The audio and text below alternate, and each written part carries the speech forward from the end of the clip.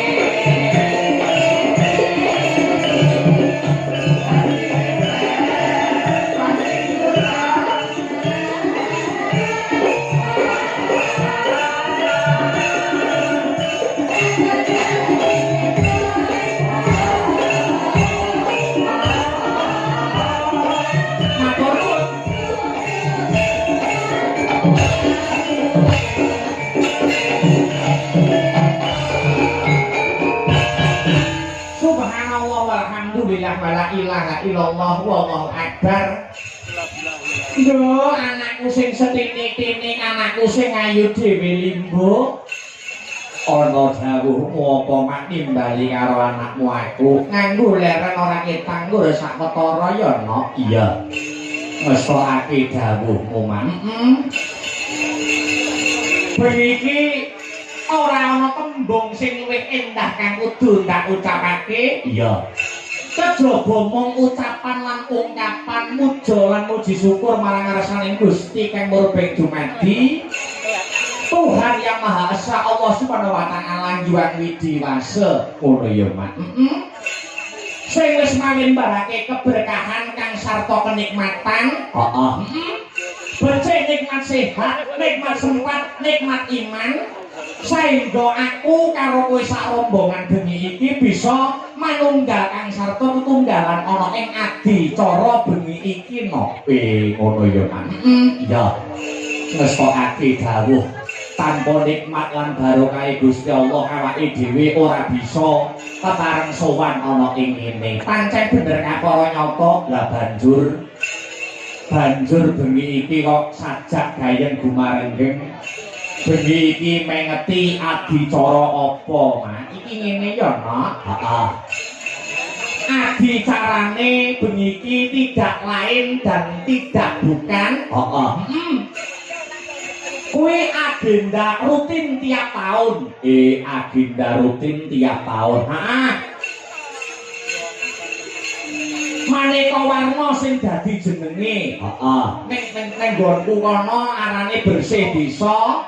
Utawa sedekah bumi ana sing ngarani nyadranan ning ana ing Grogol kene diwastani selan ageng. Oh, selan ageng. Agenda rutin tiap tahun. Iki wis kagelar 1 bulan penuh. Oh, selan ageng. Iki minangka tandha wujud syukure para warga masyarakat ing Kukuban Desa Grogol, Kecamatan Sawu, Kadipaten Ponorogo. Syukur marang Gusti kang purbeng dumadi awit wis diparingi nikmat saka Gusti Allah Subhanahu wa taala. Disyukuri kenikmatane Gusti Allah mau dalam bingkean adicara selan ageng kaya sing kagelar ana ing adicara bengi iki no. Oh iya ngestokake dawuh hebat luar biasa apresiasi kang sarta antusiase para warga masyarakat ing Desa Grogol Kecamatan Sawu kene ya Mak pancen patut diacungi jempol dua no. Oh iya wiwit aku lagi teko wis penonton wis suk-sukan penonton kuwi wis rame. Heeh. Yen ora kleru anggonku nyadong dawuh pancen kene iki desa paling gedhe dhewe ya kene iki. Grogol. Penduduke wae kurang luwih 10.000, hakile 7.000. Oh ngono Grogol Kecamatan Sawu kene. Heeh. Senadyan awake dhewe lagi perdana, lagi pisan iki sowan ana masyarakat Grogol Kecamatan Sawu nanging ngaturake panuwun ingkang tanpa pepindhan terima kasih yang sangat banyak untuk seluruh para warga masyarakat sing antusias apresiasi dukung suksesi pagelaran bengi iki ya Mak pancen kaya mangkono iya mestoke dawuh ora lali ya Nduk kepiye ora lali ngaturake panuwun kang tanpa pepindhan kunjuk sapa wae Mak kunjuk ingkang angka setunggal nuwun inggih menika Bapak Kepala Desa ngono Bapak Kepala Desa Grogol nuwun inggih menika Bapak Jalu Prasetyo lah banjur para panitia uga ngaturake panuwun kang tanpa pepindhan kunjuk sedaya panitia ingkang ikut andil lumadining pagelaran wayang ana ing bengi iki kanthi nandhekan dening ketua panitia nuwun inggih menika Bapak Edi Suryono ngono ya Mak ewa dene seksi wayang kulit uga ora lali Mas Agung lan sedaya panitia sumrambahe para warga masyarakat ing Kukuban Grogol kang ora bisa disebutake siji bapa siji ngaturake panuwun alhamdulillah ya Mak ya ngene iki ana tetembungan tambah sedulur tambah rejeki kabeh iki mergo saka awake dhewe sak kanca kecipratan rejekine wong Grogol Sawu iya ujug syukure warga masyarakat ana ing Desa Grogol Sawu Gusti Allah wis ngandharake lumantar kitab suci ya sak sapa sing gedheke rasa syukur sayekti bakal ditambah sing dadi nikmate iya lan sapa sing kufur ora gelem nyukuri kenikmatane Gusti ora gelem nyukuri peparinge Gusti bakal nampa bebendu ngono ya Mak mula syukur kuwi perkara sing baku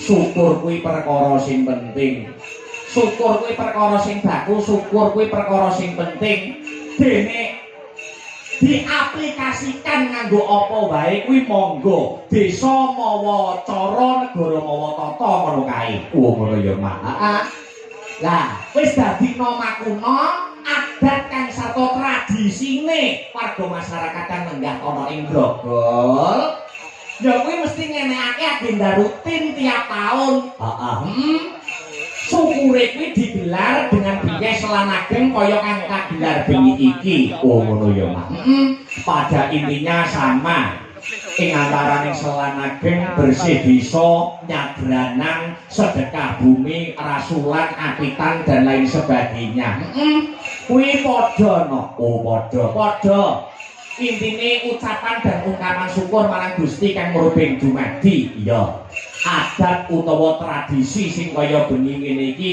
ora tabrakan karo agama ya Mak ora no malah ana isine adicara selan ageng utawa bersih desa kaya ngene iki isine malah ajaran-ajaran agama ngono Mak senadyan selan ageng kuwi dudu secara kulit dudu ora diperintahke ning agama nanging jerone kuwi ana nilai-nilai spiritual nilai-nilai keagamaan tuladane apa Mak tuladane ana ing selan ageng kuwi iya ning kene ana satu nilai syukur no nilai syukur syukuri para warga masyarakat marang Gusti Allah loro loro nilai sedekah amal jariyah dana rasa ngono dana kuwi weweh rasa wis ngarani nyenengke wong liya kuwi wis kalebu dicatet dadi sedekah utawa amal jariyah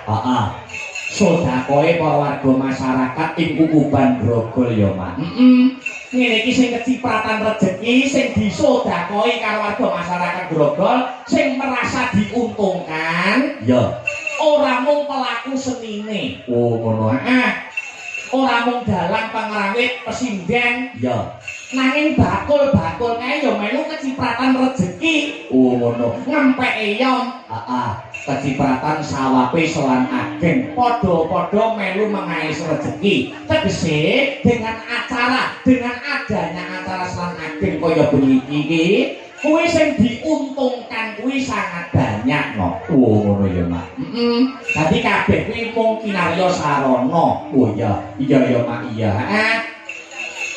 ana nilai syukur angka 1 angka 2 nilai sedekah banjur angka 3 silaturahmi iya nyambung tali silaturahmi nyambung tali persaudaraan wabil khusus ya kuwi ing antaraning awake dhewe sing lagi perdana sepisan iki sowan ana ing Grogol nyambung tali silaturahmi nambah dulur karo warga masyarakat ana ing desa Grogol kecamatan Sawono iya ya Mak dadi dulure saya akeh kenal karo Bapak Kepala Desa Bapak Jalu Prasetyo iya kenal karo kabeh panitia kang sarta warga masyarakat ing Grogol kecamatan Sawo iya ya Mak iya tek bengi iki acara selan ageng kuwi disumbutke adicarane disumbutke kok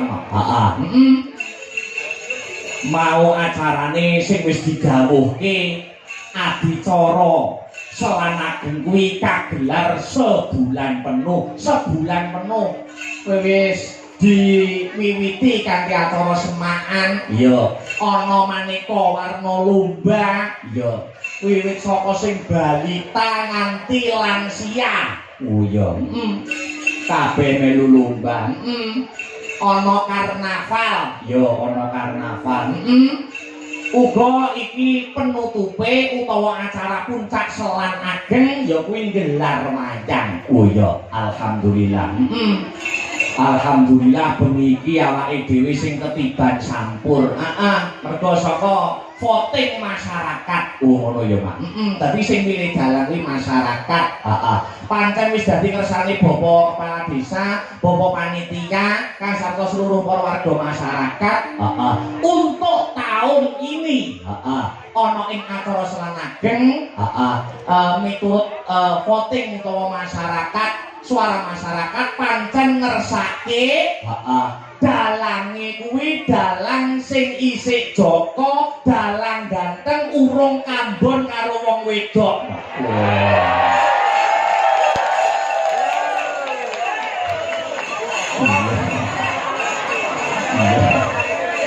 iya wis dadi pilihane kuwi alhamdulillah awake dhewe sowan rene lah ya mula telak golek-golek prawan brodol ini sing akeh ranggane malah enggak apa-apa no ya mestake dawuh dengan prinsip agama karo budaya kudu mlaku bebarengan iya mergo ana unen-unen saka para sarjana kang sujaning budi iya dengan agama hidup akan terarah dengan seni hidup akan indah dan dengan ilmu hidup akan mudah ngono ya Mak wis tak sawangokno lan aku kena menyimpulkan warga masyarakat Grogol kene kuwi agamane kecekel ora mung priyayi budaya ora mung priyayi sing seneng karo wayang kulit tresna karo kabudayan ning kene kuwi priyayine agamisme ngono spirituale dhuwur buktine apa aku mau lunggone agamisa wadan isa wadan bawa Allahu Akbar Allahu Akbar ruto masyarakat Grogol langsung delok wayang gak salat sih. Lah salat rakuman nggon ora apa-apa, mul kan mulih nek salat ngono. Iya, iya. Iya wis pakai dakwah. Sing penting ora iso matur apa-apa, sing baku ndonga. Oh ya. Ndongake ngelaki desane nirakati grogol. Ya. Muga-muga sakrampunge seluruh rangkaian adicara Selan Ageng utawa bersih desa wujud tandha syukure warga masyarakat Grogol Kecamatan Samuk. Heeh. Desa Grogol dadi desa sing baldatun, Toyibatun, Barokun Gofur, Gemah Ripah Rojinami Kertotata Turaharja, Murah Sandang lawan pangan, Cina ketok ing kamulyan, tinebena saka bencana alam. Muga-muga warga masyarakat Grogol sing pinaringan gerah ndang waras ndang mari ya Allah. Muga-muga warga masyarakat Grogol sing isih joko, sing isih prawan dan temu karo jodhone Allahumma. Muga-muga warga masyarakat Grogol sing duwe utang muga-muga sing ngutangi lali. Muga-muga ndang iso nyaur. Kok kenapa ngiklasne kok. Kok menawa sing ngutangi iki ngiklasne kan malah apik lah ya. Jebul kae sing tak anti-anti wis tak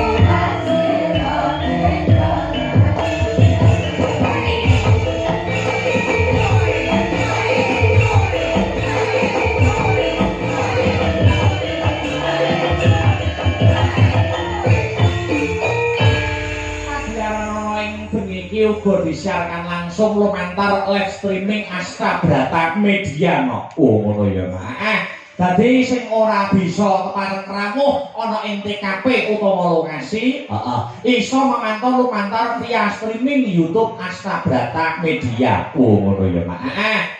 Dadi sing ndongake ujug mobule warga masyarakat Grogol Sawu ora mung para-para kang padha rawuh bengi iki, sing ndongake pirang-pirang no. Ya.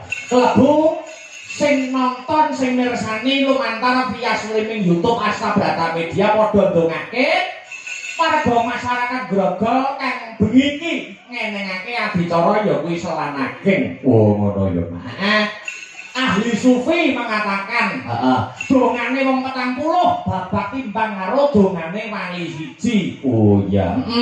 Jadi sing rawuh iki pirang-pirang ketambahan sing memonitor lumantar via streaming. Oh iya, ya alhamdulillah wa syukurillah sing ndongake akeh sing ndongake pirang-pirang Pak insyaallah bisa ngrogol pinaringan berkah kang sarta barokah.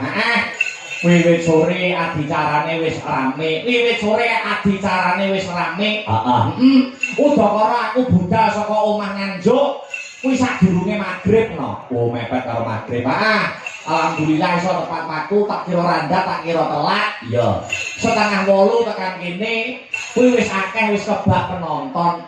Mudhun saka gerobakku aku iki tangi turu no. Iya.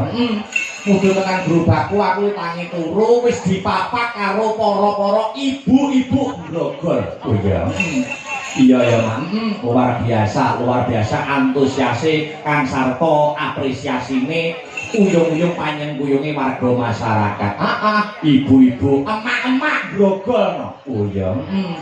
Ayo tuwek rasan aku lho. Oh iya. Tuwek do rasan. Kita akbari dalane kita. Ya ampun. Dalane gantenge danyo manise dane lak diati kaya apa ya. Warga masyarakat Grogol, dalang padane wedang arep diati lho. Lah ya kuwi saking senenge, saking bungahe, saking bombonge. Urung-urung kladen-kladen juru masak. Yo awake dhewe ngucapkan terima kasih lho. Kuwi di balik layar dadak kesebut. Nek ora ana juru pawon, ora ana sing tukang masak ngono kuwi ora iso lancar acarane. Mula aku ora setuju nek ana dalang utawa seniman utawa MC nek ngarani tukang pawon kuwi juru wingking, aku ndak setuju. Oh iya. Arep piye kae yo ikut suksese pagelaran wayang bengi iki. Sing gaweke awake dhewe kopi barang. Ngono kuwi iki ya jasane andile besar. Oh iya, para-para sing masak juru masak ngono kuwi ya Mak. Kula ora setuju diarani juru wingking. Wah, masak bar kula damelaken kopi niki dahare. Niki dahare niki kopine. Bayarane njaluk foto no bukan. Juru pawon bayarane nggur njaluk foto. Aku ning pondokan ditutne, nganti aku ning jedhe arep nguyuh bareng ditutne. Buse kok bol aku yo sing melu mau piye aku. Lah iya. Ya luar biasa. Nduk, nggih, iki saka kersane Bapak Kepala Desa kang sarta sedaya panitia sumrambahing para warga masyarakat ing Grogol, Kecamatan Sawu, Kadipatene Ponorogo. Iki awake dhewe sowan ora ijen. Ngono ya, Mang. Menuga nganti kadang-kadang bintang tamu sing suwe ora kepethuk. Ya kuwi Kang Masku sing mijil saka Ngawi. Sing daleme Ngawi ya kuwi Mas Yuda Bakiyah. Diaturi minggah ana ing pepanggungan ikut serta menyapa warga masyarakat karben ngregengke kahanan wayangan ana ing Desa Grogol kanthi adicara selanageng bengi iki ya. Nah, ya wis kok dawuh. Dicawiske kembang cempaka. Kala Mas Yuda kula aturi minggah wonten ing pepanggungan. Ayo, monggo selamat dadosa ya.